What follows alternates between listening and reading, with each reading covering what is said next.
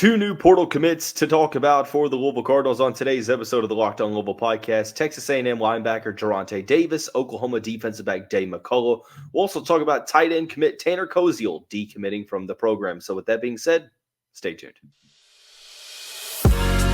You are Locked On Louisville, your daily podcast on the Louisville Cardinals. Part of the Locked On Podcast Network, your team every day.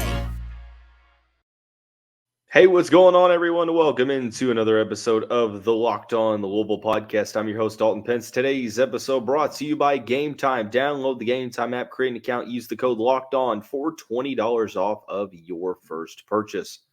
As always, I want to take this time to personally thank you all, as I always do, for making us your first listen of the day. Just a reminder, the Locked On Louisville podcast is free and available on all streaming services, including YouTube, 5 days a week. Your team every day. Two new portal commits to talk about on the show today. Texas A&M linebacker Jurriente Davis and Oklahoma safety Daeh McCullough. We'll also talk about Ball State transfer and Louisville commit Tanner Koziol decommitting from the program and staying with Ball State. So a lot of portal stuff to discuss on the show. And obviously this weekend has been one of those trademark weekends for Jeff Brom and company. Past 72 hours, Louisville has gotten more than just a couple of commitments. And it seemed like we were going to have a little bit of downtime between the waves. Obviously, there's a couple waves where players enter the portal and commit right after the season and then after bowl season and then, around spring practice. So we were after the first wave. We were done with the first wave. Heading into the second wave, which was kicked off by multiple players entering the portal after the Holiday Bowl for Louisville. And I was like, okay, well, Louisville's going to address the needs where they see fit. They have the scholarships now. And Jeff Brom was like, nope, we're going to have a weekend like we did a couple weekends ago. And Louisville is just showing just how well they're able to close on these recruitments when they get a player on campus. Jody Demling of 24/7 Sports Cardinal Authority tweeted out, of the 30 official visits, over 20 have committed to the Cardinals program. And that just goes to show you how they are prioritizing, the players that they want to go after, saying that, we're only going to bring the players that we feel we have a chance at and that we want to prioritize onto campus, because we know that if we do, then we're likely going to get a commitment. And two players that were on campus weren't really announced until close to the weekend. Texas A&M's Jurriente Davis being the first one, Oklahoma's defensive back Daeh McCullough being the second. Those are not the only two. We're going to continue all weekend to discuss the other commitments, but these two in particular, and especially the former, the name should ring a bell if you're a Louisville fan, because if you're a fan of the show, if you've been listening over the past year, especially during Portal Talk last offseason, so literally this time last year, the name Jurriente Davis should be one that you're at least familiar with hearing, because if you remember, Davis is a player that whenever he entered the portal out of Jackson State, Louisville went after, alongside the likes of Kentucky. I believe Florida State was in there as well. Colorado, there were some thoughts that he was going to follow Coach Prime to Boulder. Texas A&M ended up getting his signature, and he played this past season with the Aggies. Didn't really get a lot of time. He ended up redshirting this past year. But last portal offseason, I remember him being a linebacker that I really was wanting Louisville to go get, because I felt like he could be an every down type of guy for the Cardinals. Now, there's obviously in this offseason, as he's entered the portal again with 1 year of eligibility remaining, it does bode the question. He showed out at some lower level places. He transfers to a Power 5 school, SEC, doesn't really get a ton of time. This past season, only appeared in 3 games, had 6 total tackles, 2 solo, 4 assisted, and that was early on in the season. Didn't really play much after that. Recorded stats in 2 games against New Mexico and Louisiana Monroe. The 6'1", 235-pound native of Greensboro, North Carolina, started his career out at the JUCO ranks, transferred to Middle Tennessee State, where he had a breakout year, had 71 tackles, 2 pass deflections, and 3 sacks. Transferred to Jackson State with Coach Prime. He had 39 tackles, 1 sack, 1 forced fumble, 1 pass deflection. And, a lot of people were excited to see what he could do at the Power 5 level because the talent is there, as an inside linebacker, both in coverage, but also pressuring the quarterback and being a solid tackler. So when he got to Texas A&M, I remember looking at the way fans in College Station sort of perceived this commitment. They were pretty excited despite him coming from a non-Power 5 level. And I talk about it all the time that there's 100% a concern, or at least a curiosity, I should say. Maybe that's a better choice of word. More of a curiosity as to how a skill set and production level of a non-Power 5 player is going to translate to the Power 5. And I understand, look, Texas A&M's defense was absolutely fantastic. DJ Durkin had a fantastic unit, one of the best defenses in the country despite the record. You had Edgerrin Cooper, who could end up being a top 3-round NFL draft pick in April. You've got guys like Torian York, Chris Russell Jr., Sam Matthews going on down the line. So maybe he was playing in a crowded room. Maybe it was a direct reflection of him struggling to play at the SEC level. I'm not sure.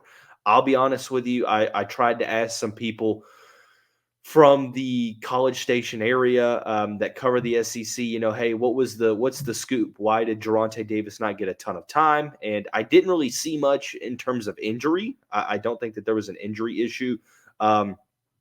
Just simply couldn't crack the rotation with Texas A&M, and with his final season of eligibility, it would make sense that he goes to use it elsewhere. So what does this mean for Louisville? How is this going to affect the linebacking core moving forward? Well, I think that it's probably not a decision, or probably not a commitment that raises the overall ceiling of the room, but I think it maintains the floor. Obviously, you lose Keith Brown. We talked about that, the Oregon transfer, spent 1 year at Louisville, didn't really play much time. He ended up transferring out. You lost Jackson Hamilton to the portal as well.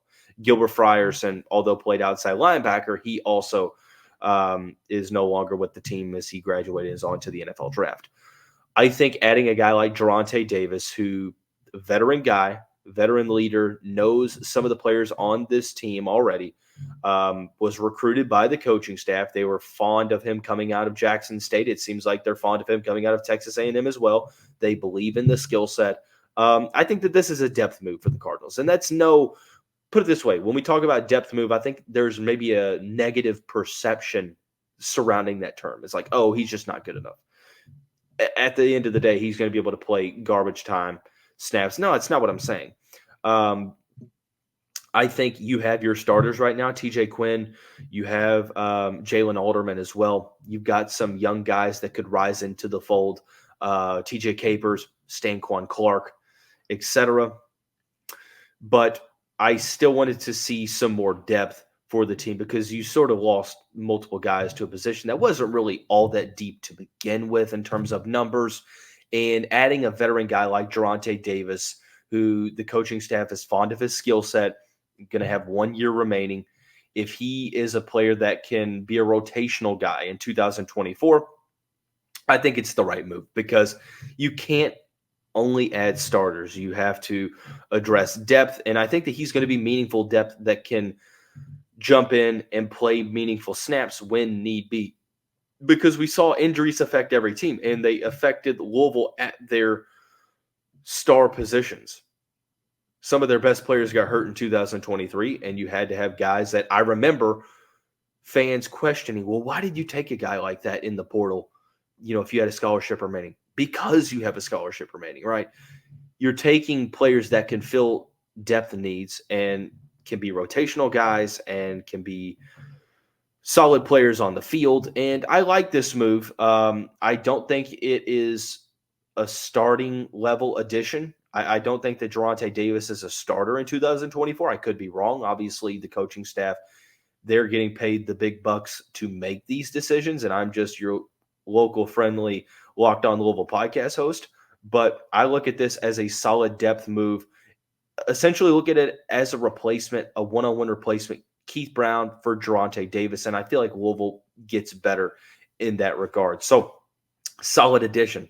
I like it for the Cardinals defense that at this point needs some depth, and this was a solid way of addressing that need. So Jurriente Davis is finally a Cardinal, but a surprise name that was not talked about at all until he committed, Oklahoma defensive back Daeh McCullough. And I like this commitment. I know that it isn't as encouraging when you look at the statistics, but hear me out.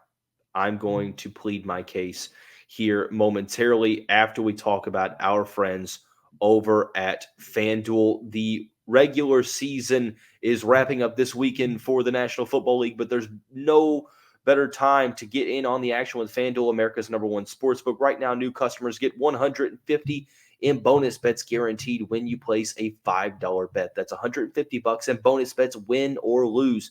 The app is so easy to use, and there are so many different ways to bet. Here's a couple of my favorites. Live same-game parlays are great. Go to the Explore tab, and you can find bets that FanDuel has made for you. And the Parlay Hub allows you to make a parlay very quickly. It's the best way to find popular parlays and more. So visit FanDuel.com/lockedon and make your first bet a layup. FanDuel is the official partner of the NFL.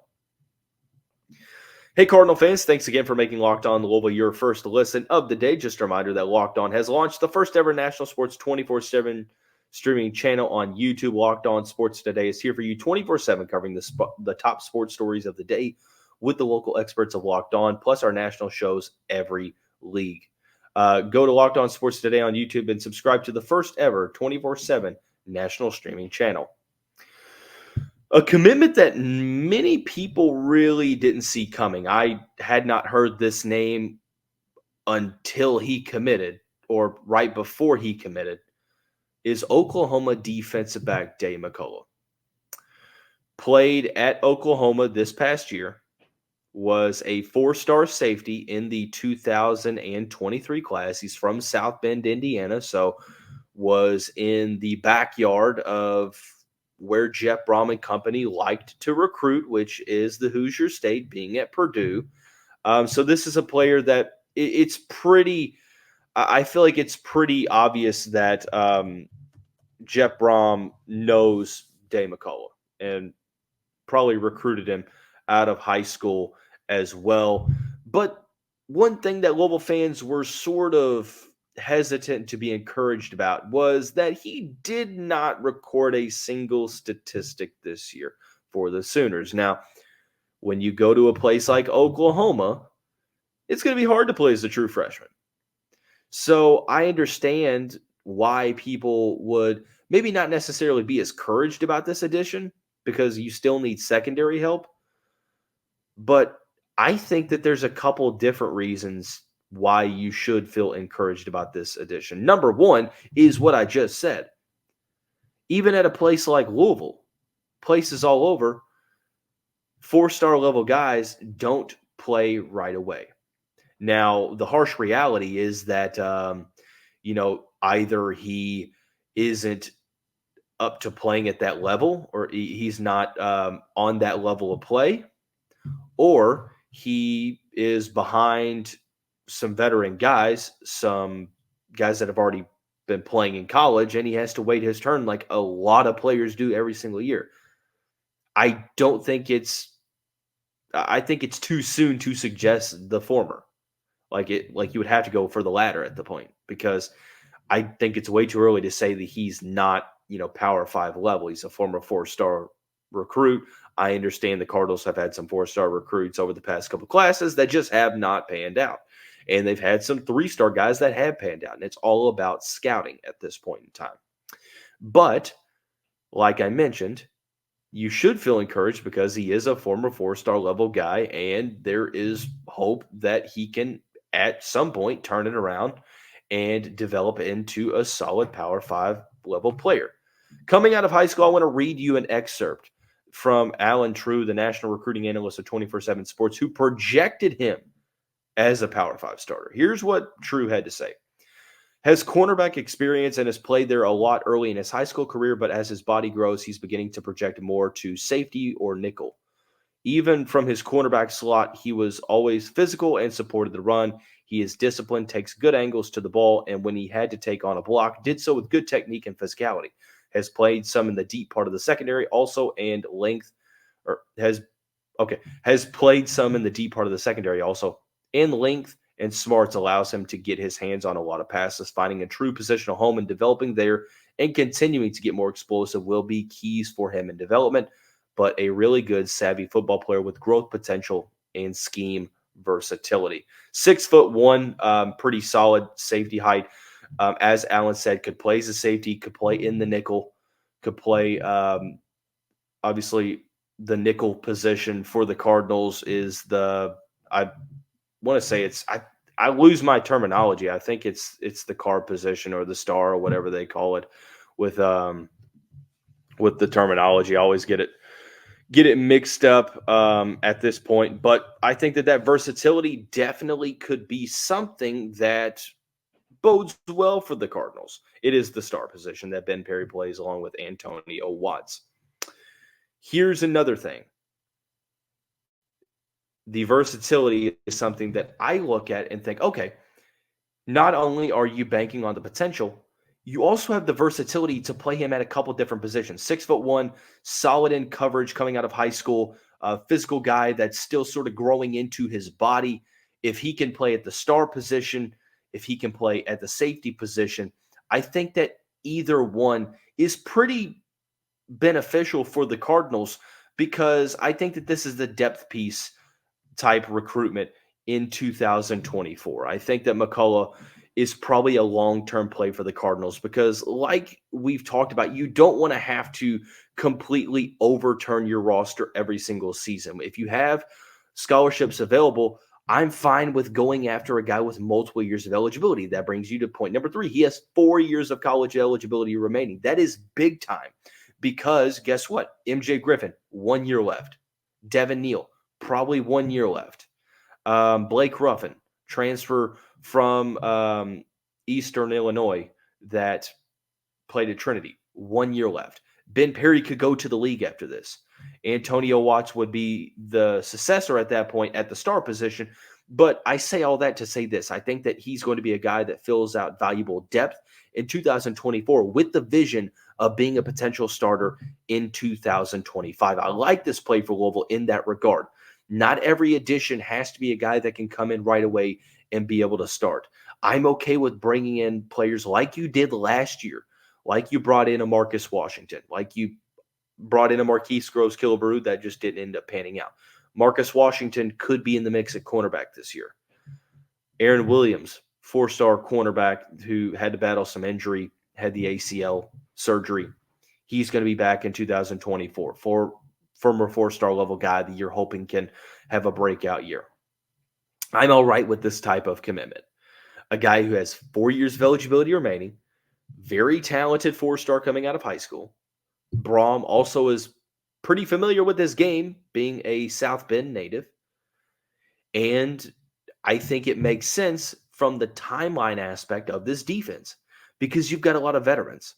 And at some point, next offseason, you're going to be in a spot to where you could have had to replace both your safety positions, your star position potentially, and more. And who knows? Maybe you look at a guy like McCulla and say, I don't know, I think he's more of a boundary cornerback or he can play in the slot. That versatility is one of the main things that is encouraging for me. Also, the timeline, like I said, is you can have a guy really fill into the role now, and then when Devin Neal leaves, when MJ Griffin leaves, when Ben Perry leaves, boom, McCulla can potentially be a guy that can rise into that spot already a year in the defensive system, and you have less turnover, and you're just having an internal player rise up into that spot. So I think it makes a lot of sense here. At first, I was like, I'm not really all too sure. He didn't have a single statistic for Oklahoma, but then again, it is Oklahoma.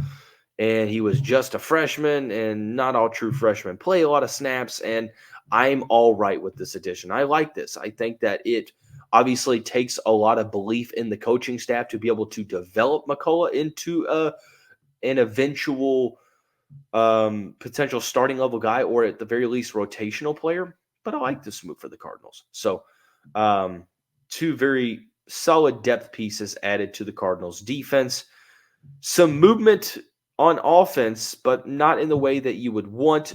Tight end commit Tanner Koziol decommits from the program, deciding to stay with Ball State. What does that mean for the tight end room? Well, I think that it hurts, but I don't think it means doom for the room in 2024. We'll tell you why here momentarily after we talk about our friends and the title sponsor of the show, Gametime. Gametime is the fast and easy way to buy tickets for all the sports, music, comedy, and theater events near you. One thing that makes Gametime different from the rest are the last-minute deals. It shows you all-in prices, view from your seats, and the best price guarantee. Just last weekend on New Year's Eve, I got tickets to the Colts-Raiders game up in Indianapolis 20 minutes before kickoff. Lowest price out there, no hassle. The tickets deliver quickly. I watched a good NFL game. You can do that too. It shouldn't be stressful when buying tickets to a sporting event. That's why you have to take the guesswork out of buying tickets with Gametime. Download the Gametime app, create an account, use the code LOCKEDON for $20 off your first purchase. Terms apply. Again, create an account, redeem the code LOCKEDON, LOCKEDON, for $20 off. Download Gametime today. Last minute tickets, lowest price guaranteed. We mentioned right before the break, tight end Tanner Koziol decommitted from the Cardinals program, deciding to stay at Ball State. The 6'7" native of Bloomingdale, Illinois, spent the past 2 seasons with the Cardinals. This past year, 34 catches, 295 yards, and 3 touchdowns. Was projecting to be, I think, a rotational piece at the position in 2024. He deleted his commitment post, and a day later, it was officially announced that he was going to stay at Ball State. For starters, I don't know why this is. Could it be that he decided he wanted to stay the focal point of an offense?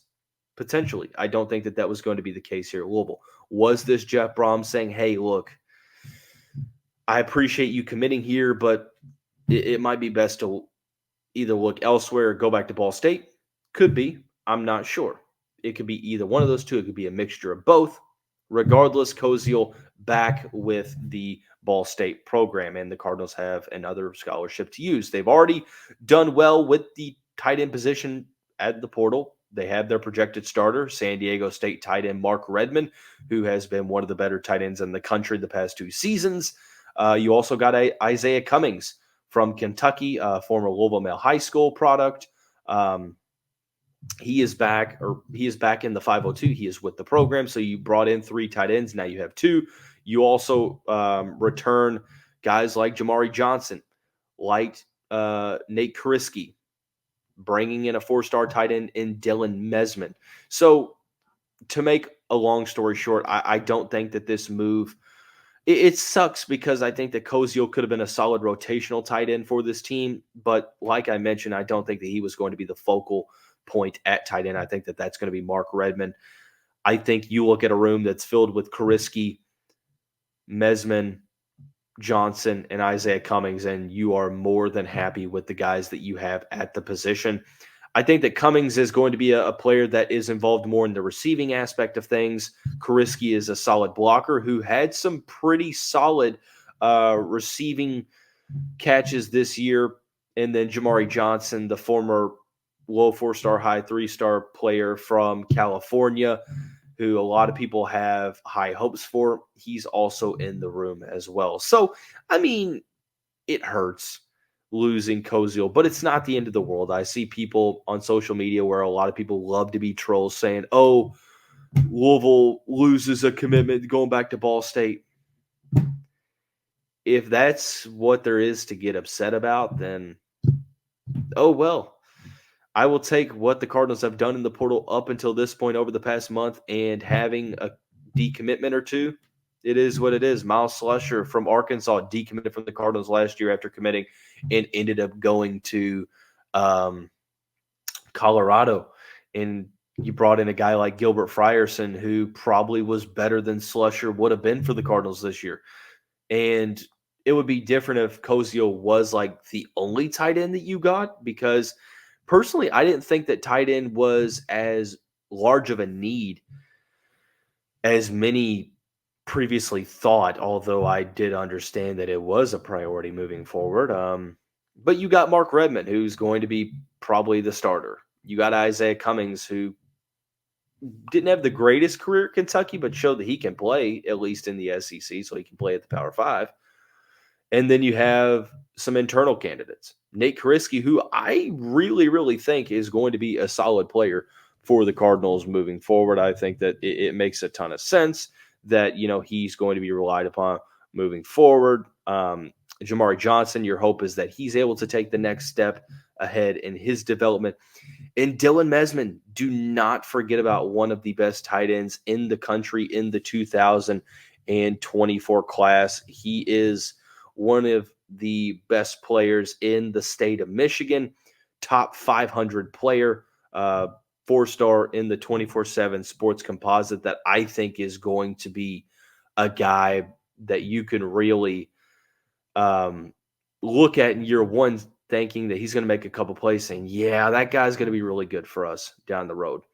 But I don't think that this really moves the needle a ton. It optically doesn't really look good, because the first thing you think of is saying, oh, he's staying at Ball State. Louisville couldn't convince him to go elsewhere. I don't think that it's a matter of, not having a good program like Louisville. I mean, obviously you compare Ball State to Louisville, and there's no comparison there. No disrespect to those in Muncie, Indiana. But, I mean, let's be real here, right? I think that it was probably, if I had to guess, probably a combination of, hey, I'm going to be the number one option in Ball State's offense, or Jeff Brum's like, hey, man, I appreciate it, but let me tell you how this is going to go in terms of how much you're going to play next year. Let me just do you a solid and tell you to probably go back. But it is what it is. So it's never good to lose a commitment, but it does open up another scholarship that I feel like could go to a player at more of a larger need position-wise. So I'm okay with it. If you're going to lose a commitment, it's probably best that you lose one from a tight end where you got multiple commitments already. So, and if you feel as if you need to go get another tight end, I mean, I guess you could do that in the portal. I mean, you still have open scholarships to use. So, a lot of recruiting talk, portal-wise, to talk about. On tomorrow's episode of the show, we're talking about the offensive lineman that committed, Antonio Meeks, the D2 receiver from Tuskegee that committed, and more. So be sure to stay tuned into that. But that's going to wrap up today's episode of the show. Everyone have a great day. We'll see you right back here